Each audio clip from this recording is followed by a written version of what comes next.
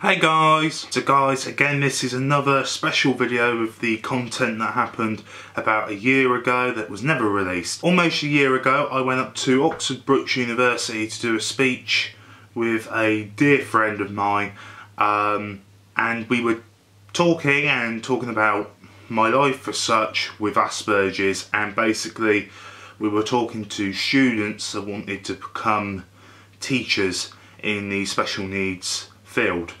So guys, here is the video. I hope you enjoy, and guys, here it is. Okay, welcome, and thanks for joining us today.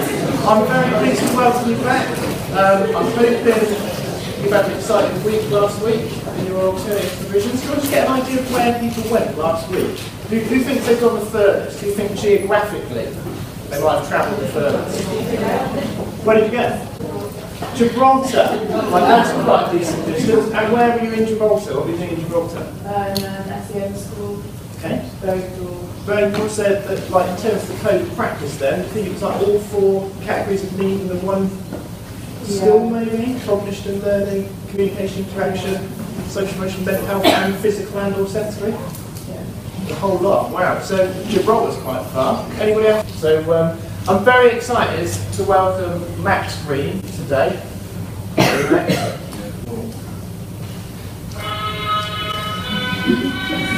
We tried so hard to get that to work as a picture.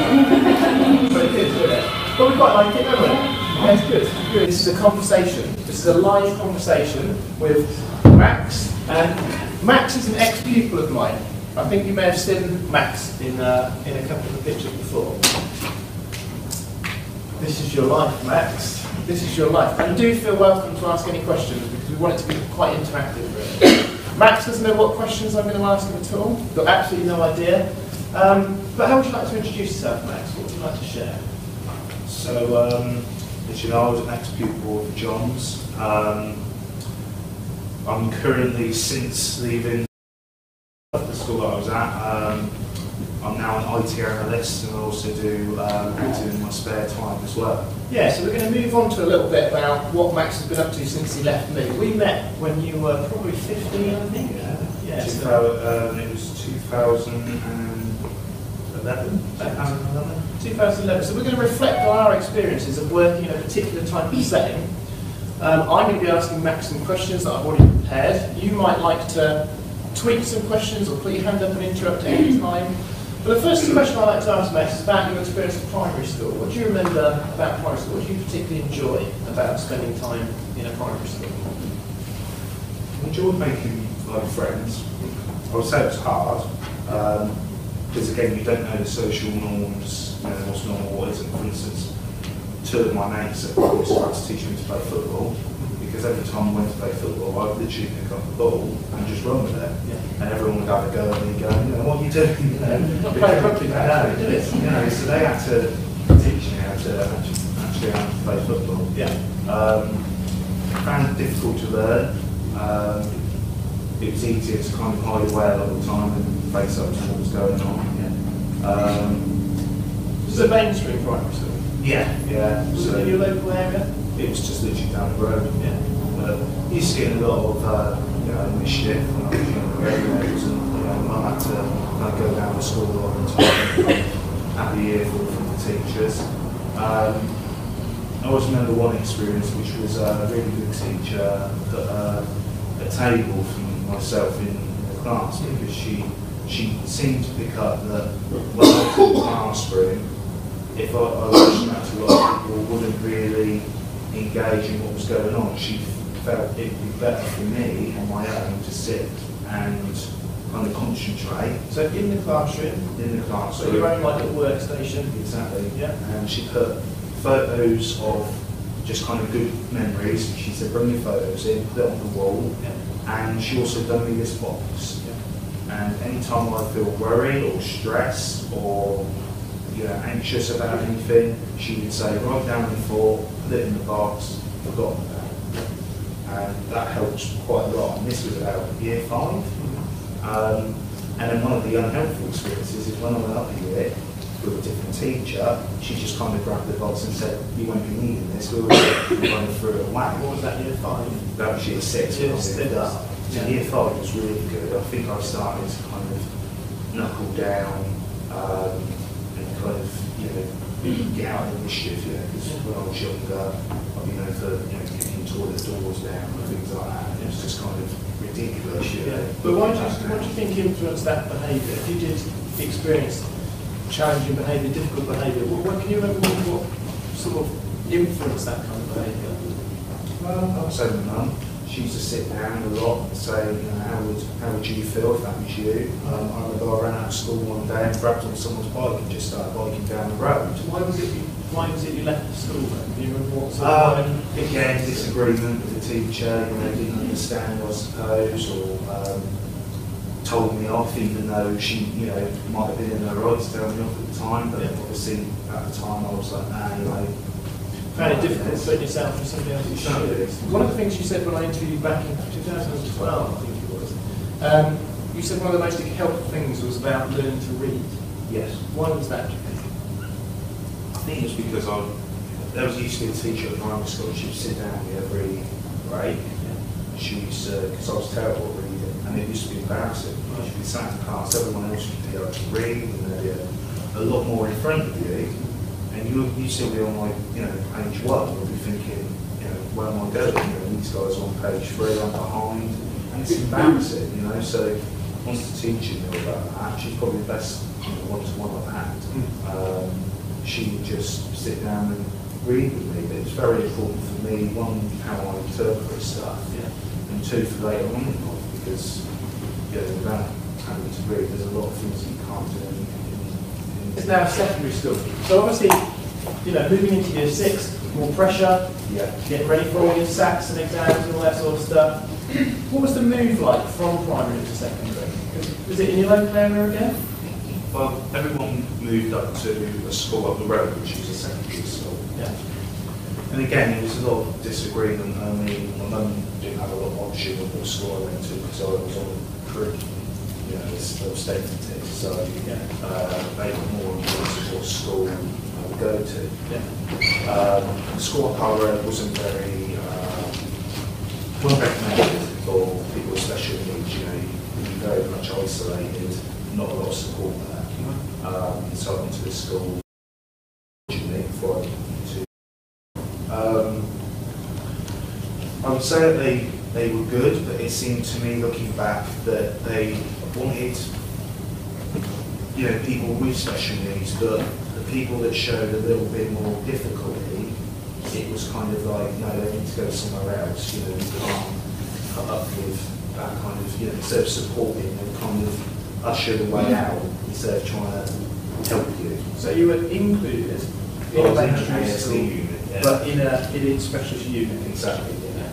But they, you know, one of the first things I ever said was, you know, I don't want someone sat next to me, not because, you know, I'm being awkward, but because from, I suppose, a normal person's point of view, especially when you're in school, someone automatically looks at that and goes, well, there's something wrong with him because there's someone sat next to him. And I didn't want that to be the first thing that they judge me on. You know, I want them to meet me, I want them to get to know me. I don't want them to know me as, oh, that's the guy in the class that has to have someone next to him because he can't do what he's done. So it might have been a teaching assistant that was kind of velcro to your side, went everywhere with you and all that kind of stuff. And, you know, the first day they sat someone next to me, you know, I always said, you know, don't get me wrong, there's things that I will need help. Yeah, definitely. Interesting, because there's, you know, lots of research around the role of the teaching assistant. Yeah. And there's different models of teaching assistants, the Velcro style where they're kind of stuck right next to you, or the helicopter style where they're sort of floating about a little bit more, giving you a bit more space, that sort of stuff. Yeah, and I think that's really, really important, isn't it? So, I mean, the move from primary to secondary was quite a significant transition in your life, wasn't it, really? It was hard because the school I went to, I had to make new friends, you know, because everyone from my primary school went up to the one up the road, and therefore it built more pressure for me.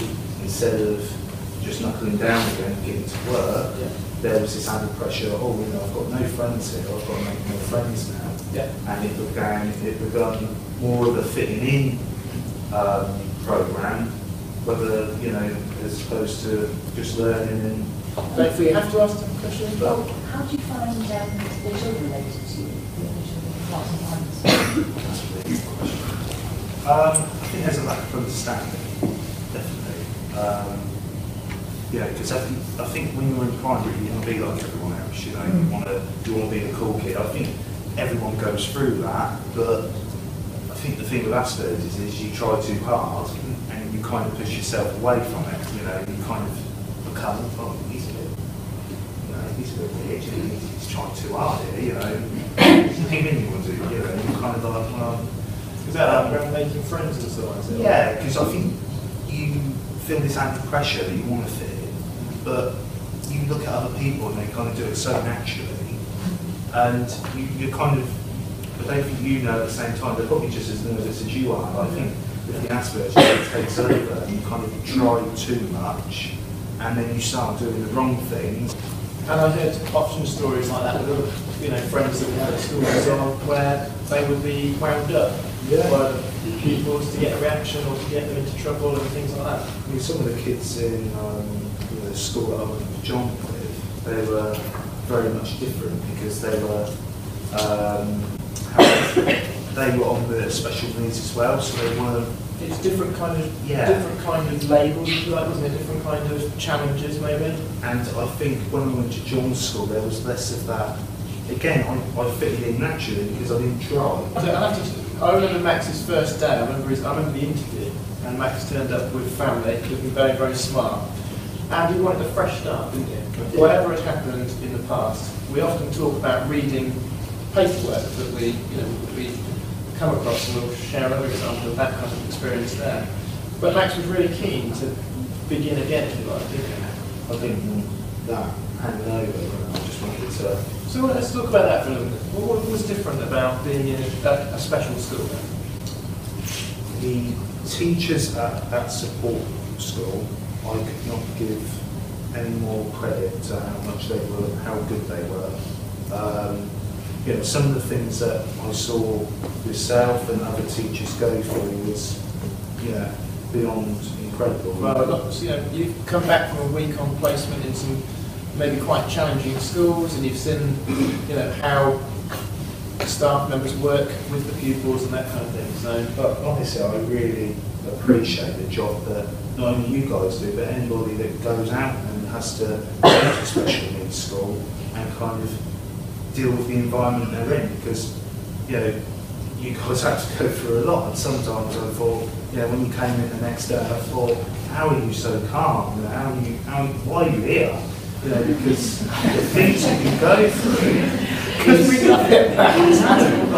You know, it's amazing that you have that mentality to come in and go, you know. So I thought I thought, well, why can't I? You know, why can't I let go of that like you guys let go of it? Well, you stepped up. I have to tell you that Max, we had a very kind of strict, if you like, behaviourist kind of policy, rewards and consequences, and they could earn 5 points in every lesson. So one for being there, which was a bit of a giveaway really, one for being there in the right uniform actually, wasn't it? That was another giveaway. Yeah. One for interacting well with each other. That was hard. That was hard. One for interacting well with the adults, which was quite hard as well sometimes. One for having a go at the learning, and I mean really trying to have a go at the learning. Not having a go, no, having a go at the learning.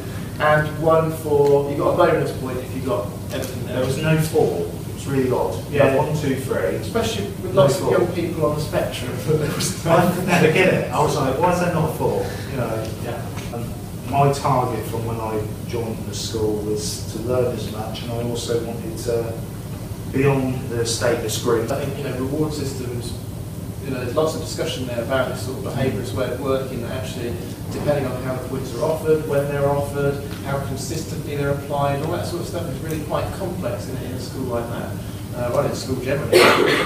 But I will share that Max, and I was towards the end of our time together thinking I'm going to try and not award Max a point, because I think, you know, he's going to be leaving this school, he's going into the big wide world, and there are going to be times where you don't get what you want and all that sort of stuff. But no matter how, I wasn't really trying that hard, but no matter how often I thought, well, maybe I couldn't give him a point for this, maybe not. He never dropped a point. He was always awarded maximum points for the entire time he was there. The only time I walked into a lesson once and somebody was about to not give you a point because you refused to finish your work, because you wanted to finish your work. And I thought, that's not a very sensible idea for this young man who's trying really hard and doing really, really well. But you know, you did very well, didn't you? What was Green's status at that? We have to understand that some of our students had particular social and emotional and that was challenges, probably quite anxious at times and so on. But actually Max, again, we were quite anxious about Max going into a particular class because it was quite a challenging class. And you told me this morning what that conversation was like with the head teacher and how that moved forward. Can you share that? So when I first joined the school, there was this year 9 class, and they were very, how would I put it, they were mates, but their banter would become more than just banter. You know, it would hit a point where, you know, things would get thrown, punches would get, you know, thrown across the class because things would be said, and it would go down a little bit too far. When I first came into the school, the head teacher said to me, you know, at first we were very reluctant to put you in the class. You know, we were rather going to move you. We can't move you up a year because the academic you'd be missing everything. So we would have to have brought you down a year. But he said, you're doing brilliant. He said, you know, you're calming him down because every time they would, you know, every time I saw a situation arise that I thought this is going to get out of hand in a minute, I always used to kind of, I'd be the first one to speak up and go, you know, come on guys, just finish it. You've got like 10 minutes to the end of the lesson, you might as well just crack on and do it and then we can go out. And a lot of the time it would diffuse it, sometimes it didn't. But you know, I think, I would like to think anyway that I helped the teachers out a lot because they were, in a really soppy way, to be honest, the teachers was my main kind of priority because I hated seeing them get hurt because they weren't doing anything, they were just in the middle of a condition that somebody can't help. We hear quite a lot about the importance of relationships with teachers. How did you think that made a difference to you and the other pupils in the school? It was, you know, the support that you gave everyone, and again, the ability that you guys had just to drop everything. You know, that kid could have punched you the day before, and then he came in the next day, and you'd still be his mate that he could talk to. So it's a fresh start. And that was, you know, don't get me wrong, I think sometimes it kind of meant them to think, oh, I'll be able to do that again. You know, because there was nothing kind of stopping them from doing it, because there they are, they'll be all right tomorrow. And that used to frustrate me more, because I used to think, you know, if that was me, I'd be very like, no, you know, you're not talking until, you know, you do what's right and apologise and all this. But again, people with conditions don't see that bigger picture, and their eyes, he got in the way. You know, I was angry, he shouldn't have stopped me. He hasn't shared this yet, he's very modest, but Max was chairman of our school council for 3 years in a row. Kept getting nominated, didn't you? And I was thinking again, should he be chairman every single year? But he was, and the boys kept voting for him. And the first thing, we had our school council first meeting, I brought my badge in today because I was part of the school council. I was really proud I was going to wear it, but I thought I'd show Max. First thing, what did you initiate? The first thing you wanted in school? Sounds really silly, but it mattered to me quite a lot. Yeah. Mirrors. No mirrors. None. Adolescent boys wanted to look good. No mirrors. No mirrors. It really bothered me. Yeah. So everywhere I've gone, always been a mirror. So I said, right, got to get mirrors in. And then we discussed, that you know they could get smashed once if the student gets angry. So I said, you know, what about those mirrors that you can get that are like, you know, they can't break the same. So they went, oh. But I think you had to find them. We said, there's your money. You want them? Found them, gave them to this very nice teacher, and went, right, we'll order that. Yeah. And we put them in, but that really bothered me. I couldn't get over it. I wanted to this toilet. He was trying to do his hair, just had to I wanted to, you know, just look a little bit more decent than what I was. There's no mirror. So I went out, I said to one of the staff members, I said, where's a mirror? They said, you got one. I said, right, get on to that. Talk about other changes you made in the school, and how powerful a school council can be if there's resources, you know, people are able to listen and you get a bit of money. Could you Yeah. remember other things you did at the school? We've done a bank sale every week. And any money that we made went back into like projects that we wanted to fund. Yeah. I created a buddy system as well, where everybody that joined the school would have a buddy could be allocated to them, so they could go to this buddy and talk, or even if it was like a student. But again, we had to be careful with that in case they abused the actual system. Yeah. Max used to show all the visitors around the new young people, Yeah. give them a tour of the school and all that sort of stuff. And I'm forever grateful because Max actually started a campaign to keep the school therapist at one point, didn't he? Yeah. They wanted to. It's funny because everyone used to speak to him. You know, he used to be words of advice. He was very, very wise, and he was brilliant. You know, anyone could talk to him, anybody. And I remember walking in one day, and I kind of, was feeling a bit down about something, and something seemed off. So I was like, Didn't start giving the therapist therapy. I did. I did. I said to him, "You all right?" And he kind of went, and he started speaking a bit, and I finally got the information. I finally got into the system of his problems, and he told me that he'd been leaving soon. He didn't want to leave. So I went around the whole school and I got a petition, and I wanted him to stay. And I got a ridiculous amount of signatures. It was unbelievable. Some teachers wouldn't even sign because they said, "Oh, I really like it, but if I sign it, I'll be in trouble." So, but some of you did, some of them, and keep it. And I always remember I marched into the head teacher's office, nervous as anything, and I just said, on behalf of the school council, I'd like to hand this petition that we've signed. I hope you take it under consideration. And after that, he gave him, what was it, three days? Yeah. A week. So they didn't get rid of him, they kept him for 3 days every week instead of the 5. So. Hope you enjoyed that, guys. For more content like that, it was quite long, but I think it had a lot of detail in it as well, which is what I wanted. So guys, if you enjoyed the video, please give it a like, and guys, thank you for watching. Take care. Goodbye for now.